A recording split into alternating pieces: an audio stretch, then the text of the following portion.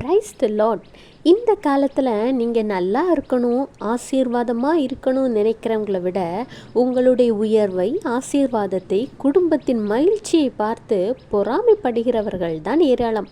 இன்னும் சிலர் பொறாமை நிமித்தம் பிறர் குடும்பங்களை சபித்து தங்கள் குடும்பத்தின் ஆசீர்வாதத்தையும் இழந்து போகிறார்கள். இன்றைக்கு உங்கள் குடும்பத்தை குறித்து ஏதோ சிலர் பொறாமைப்பட்டு சபிக்கிறார்களா?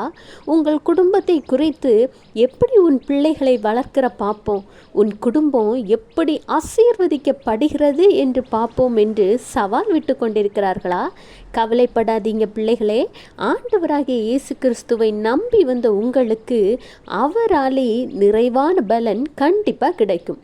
கர்த்தர் சொல்கிறார், சங்கீதம் 115:14, கர்த்தர் உங்களையும் உங்கள் பிள்ளைகளையும் வர்த்திக்க பண்ணுவார். பார்த்தீங்களா? ஆண்டவராகிய இயேசு கிறிஸ்து உங்களையும் உங்கள் பிள்ளைகளையும் வர்த்திக்க பண்ணுகிற தேவன். நிறைவான வானத்தின் ஆசீர்வாதங்களினாலும் பூமியின் ஆசீர்வாதங்களினாலும் உங்களை நிரப்புகிற தேவன். எனவே பிறர் கூறுவதை கேட்டு கவலைப்படாதீங்க, துக்கமடையாதீங்க.